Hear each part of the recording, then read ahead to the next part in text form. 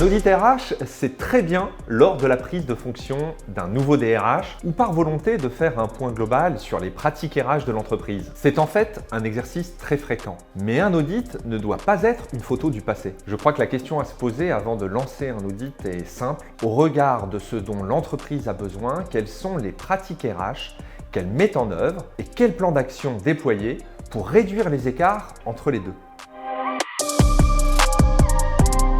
Les politiques RH d'une entreprise, les processus qui les déploient et les pratiques mises en œuvre doivent être évaluées au regard de ce qui est requis par la stratégie. La première étape consiste donc à décliner la stratégie de l'entreprise, sa proposition de valeur client, son business model, ses axes stratégiques, en impact sur chaque politique RH. Recrutement, mobilité, formation, rémunération. L'interview des dirigeants permet de disposer des contenus nécessaires pour mener cette analyse. Quand nous réalisons cet exercice, nous distinguons bien les activités régaliennes, paie, administration du personnel, etc. et ces activités qui sont plus créatrices de valeur et qui seront identifiées au travers d'interviews des dirigeants. C'est à partir de la cible définie qu'il est possible de bien réaliser un audit. Tous nos clients sont fans de benchmark. Au fil du temps, nous en avons rassemblé, certains quantitatifs, d'autres qualitatifs, mais comment vous dire, les entreprises n'en font pas grand-chose. Si la comparaison est favorable, rien ne change. Si la comparaison est défavorable, on va passer un temps fou à justifier cela. Le meilleur benchmark, c'est celui avec vous-même, mais 2 ans plus tard.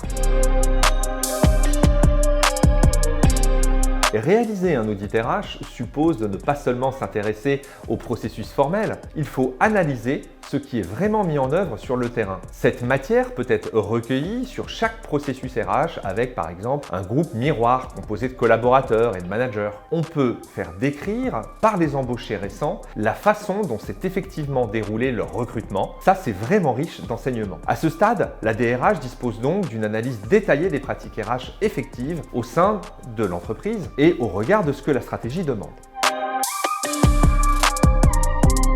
Il est donc temps de combler les écarts identifiés. Nous n'allons pas ici détailler comment on peut établir un plan d'action, mais juste un conseil. Souvent, les équipes RH ont une tendance à s'auto-flageller, voire à prendre toutes les optimisations à conduire pour elles-mêmes. Or, la fonction RH, on l'a déjà dit, elle est partagée entre les RH et les managers. Un bon plan d'action prévoira donc une colonne dédiée aux managers. Beaucoup de processus RH ne sont efficients que si les managers contribuent au bon moment et avec un bon niveau d'engagement.